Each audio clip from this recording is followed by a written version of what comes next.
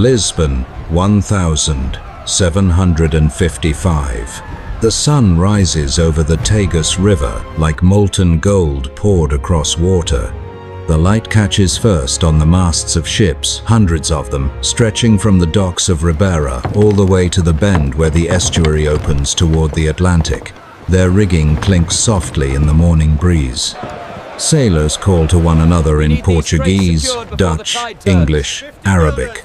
The air smells of salt, tar, cinnamon, and wood smoke. This is Lisbon, the jewel of empires. The gateway between worlds. The city climbs steeply from the riverbanks, a labyrinth of narrow cobbled streets that twist upward toward the hills. White plastered houses with terracotta roofs lean close together, their shutters painted blue or green. Laundry hangs from wrought iron balconies. A woman leans out, shaking a rug, and below her a boy chases a dog through an alley barely wider than his shoulders. From somewhere higher up, church bells begin to ring. Then another tower joins. Then another. The city wakes in layers, in sound, in light, in motion. Down at the waterfront, the Terreiro do Paço, the royal square, spreads wide and grand. Marble colonnades frame three sides. The fourth opens to the river, where stone steps descend directly into the water. This is where kings embark, where ambassadors arrive, where fortunes are loaded and unloaded every single day. At this hour, merchants in long coats stride purposefully across the square, clutching letters of credit, bills of lading, contracts signed in ink still wet. Porters haul crates stamped with seals from Goa, Macau, Bahia, Luanda. Inside those crates, Brazilian gold, Indian diamonds, African ivory, Chinese silk, Caribbean sugar. The wealth of 4 continents funneled through one city. Lisbon is not merely rich, it is impossibly rich. For 2 centuries, Portugal has commanded a maritime empire that spans the globe. The Treaty of Tordesillas granted them half the world, or so the maps claimed. They sailed first to Africa, then around it. They reached India before anyone else. They planted their flag in Brazil and discovered gold there in quantities that defy belief. The mines of Minas Gerais produce so much ore that Lisbon's streets are quite literally paved with it, not metaphorically. The roads glisten with gold dust trodden into the stones. King João V sits on a throne upholstered in crimson velvet, in a palace so vast it employs 3,000 servants. He calls himself the most faithful majesty. He has funded the construction of the convent of Mafra, a Baroque masterpiece so enormous it rivals Versailles with gold, shipped directly from Brazil. He collects art, rare manuscripts, exotic animals. He sends gifts to the Pope that arrive in Rome on ships laden with chests of coin. Portugal, he believes, is blessed by God, chosen, destined. But walk a little farther from the square, and the city changes. The streets grow darker, the houses lean harder. In the Alfama district, fishermen mend nets on doorsteps. Old women sit in the shade, peeling vegetables, speaking in low voices. Children play barefoot in the dust. The smell of grilled sardines drifts from open kitchens. Here, there is less gold, less marble, less certainty. The fishermen know the river. They know the tides. They know the way the water sometimes pulls back, far back, before something terrible happens. But no one listens to fishermen. In the heart of the city, the Igreja de São Roque stands like a fortress of faith. Its exterior is plain, almost humble. But step inside, and the world transforms. The Chapel of St. John the Baptist is the most expensive chapel ever constructed. Its walls are covered in lapis lazuli, amethyst, ivory, and agate. The altar is made of Carrara marble.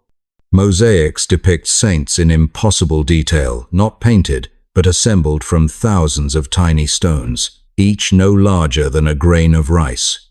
King João commissioned it in Rome, had it blessed by the Pope, then dismantled and shipped to Lisbon in 3 ships. Faith, here, is measured in carats. The Inquisition still holds power.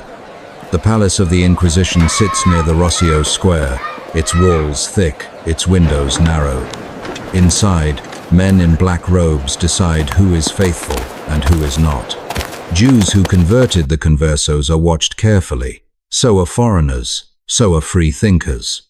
In the square outside, autos da fe are still held. Heretics are paraded, sentenced, sometimes burned. The crowd watches. Some pray, some jeer. The church and the crown are intertwined so tightly that one cannot fall without the other. But there are whispers. In the salons of the wealthy, in the offices of merchants, in the coffee houses where men meet to read newspapers smuggled in from Paris and London. Ideas are traveling as quickly as ships now. The Enlightenment is reshaping Europe, Voltaire writes. Rousseau questions. Newton's mathematics are reordering the cosmos. In Lisbon, however, these ideas move slowly. The Inquisition watches. The crown resists. Progress, here, is a dangerous word. Sebastião José de Carvalho e Melo, later to be known as the Marquis of Pombal, walks through the city with the stride of a man who sees what others do not. He is middle-aged, sharp-eyed, pragmatic. He has served as ambassador to London and Vienna. He has seen how other nations govern, how they modernize, how they think. He returns to Lisbon and finds a kingdom drunk on gold and asleep in ritual. He is not yet powerful, not yet feared, but he is patient. The river never stops moving. Ships arrive. Ships depart. A carrack from Rio unloads chests of gold bars, each stamped with the royal seal. Slaves are marched from the docks toward the market, their chains clinking in rhythm. A Dutch merchant hauls a crate of tulip bulbs. An English trader argues over the price of port wine, his Portuguese broken but insistent. Lisbon is a crossroads, a port of translation, a place where worlds collide and combine. On the hillside above the Baixa district, nobles live in townhouses with inner courtyards and fountains. Their walls are lined with azulejos, hand-painted ceramic tiles in blue and white. The tiles depict scenes from history, from mythology, from the Bible. A lady in silk glides through her garden, trailed by a servant holding a parasol. Her husband is at court, negotiating a marriage alliance with Spanish aristocracy. Her son is in Brazil, overseeing a sugar plantation. Her daughter practices the harpsichord in a room with windows overlooking the river. They do not think about earthquakes, but the earth has moved before.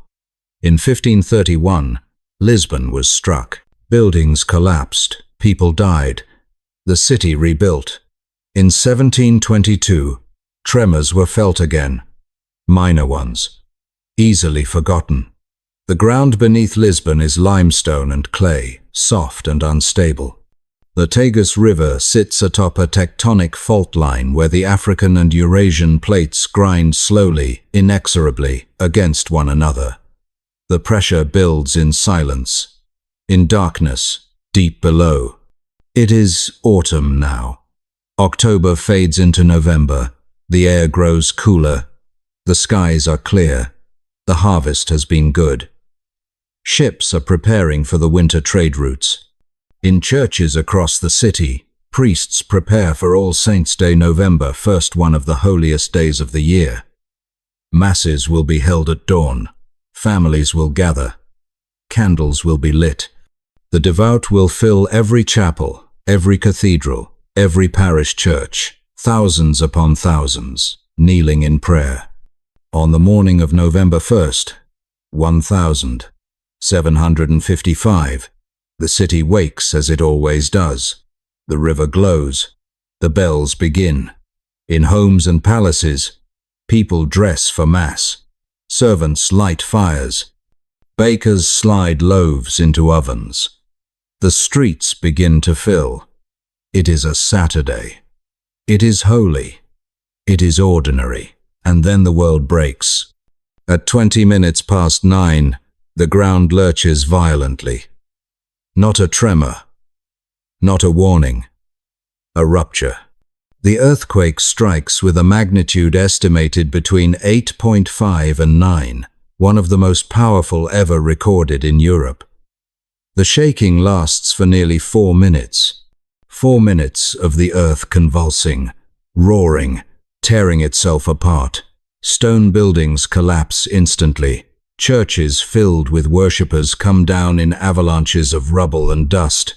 The royal palace crumbles. The opera house disintegrates. Entire neighborhoods vanish. People are crushed, buried, trapped beneath beams and stone. The noise is unbearable. The screaming, the roar of falling masonry, the howl of the earth itself. Those who survive the shaking stumble into the streets. They run toward open space, toward the river. The Terreiro do Passo is wide. Safe, they think. Thousands gather there, weeping, praying, clutching children. The sky is thick with dust, and then the second wave strikes. Another quake, almost as strong. More buildings fall. Fires begin. Candles in churches. Cooking fires in homes. Flames spread through the ruins, feeding on wood, on cloth, on oil. Within an hour, Lisbon is burning. And then the ocean moves. The earthquake has displaced billions of tons of seabed. A tsunami is born. 3 massive waves race toward the coast. The first wave reaches Lisbon approximately 40 minutes after the quake. The Tagus River pulls back, exposing the riverbed. Ships tilt and fall, and then the water returns. A wall of water 6 meters high surges up the estuary and slams into the waterfront.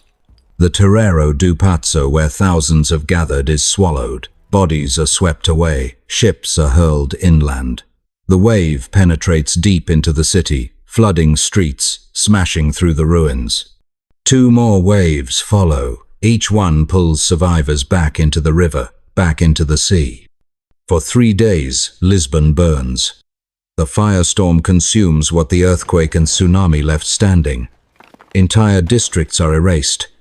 Libraries, archives, palaces, art. The Royal Library, one of the largest in the world, is destroyed. Centuries of manuscripts, maps, records, gone. The Igreja de São Roque survives, mostly. The Chapel of St. John the Baptist, with its fortune in gemstones, stands. But all around it, the city is ash. The death toll is staggering. Estimates range from 30,000 to 60,000 dead, perhaps more. In a city of 200,000, the loss is incomprehensible. Entire families are wiped out. Bloodlines ended, fortunes buried. Survivors wander through smoking ruins, searching for the dead, for food, for meaning. And in the midst of the devastation, Sebastião de Melo acts. King José I, traumatized and paralyzed by fear, gives him total authority. Melo moves with ruthless efficiency. He organizes relief. He prevents looting with public hangings. He orders the dead to be buried at sea to prevent plague. And he begins to rebuild. Not as Lisbon was, but as it should be. Rational. Ordered. Modern. The new Lisbon rises on a grid. Wide streets. Earthquake-resistant buildings. Pombaline architecture, named for Melo, now ennobled as the Marquis of Pombal, incorporates wooden frameworks that flex during tremors. The Baixa district becomes a model of Enlightenment urban planning. Melo diminishes the power of the Inquisition. He expels the Jesuits. He centralizes power in the state, not the church. The earthquake, in his hands, becomes a revolution. But the scars remain. Lisbon is no longer the uncontested jewel. The empire continues, but its confidence is shaken. Philosophers across Europe ask, why would God destroy a city on All Saints' Day? Voltaire writes Candide, mocking the idea of divine providence. The earthquake becomes a turning point not just for Lisbon, but for the Enlightenment itself. Today, you can walk through the Baixa and see the geometry of Pombal's vision. You can stand in the Terreiro do Paço, now called Praça do Comércio, and look out at the river, still glittering, still moving. You can visit the ruins of the Carmo convent, left unrepaired as a monument, its arches open to the sky. Lisbon fell, and Lisbon rose. Not the same, never the same, but enduring, resilient. A city that learned that even gold cannot hold back the earth, that even faith cannot stop the sea. And that survival is not a miracle, it is a choice.